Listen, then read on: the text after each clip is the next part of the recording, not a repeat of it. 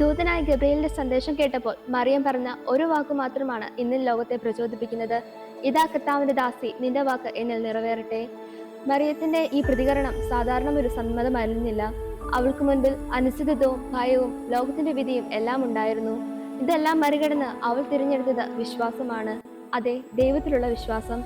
അങ്ങനെ ലോകരക്ഷകനായ ഈശോയുടെ അമ്മയാകാനുള്ള മഹത്തായ ഭാഗ്യം അവൾക്ക് ലഭിച്ചു. പരിശുദ്ധ മറിയത്തെ പോലെ ദൈവപിതാവിൽ ആശ്രയിച്ചുകൊണ്ട് അനുദിനം ദൈവ പദ്ധതി ആമയം പറഞ്ഞുകൊണ്ട് ദൈവമക്കളായി തീരാൻ നമുക്ക് പരിശ്രമിക്കാം.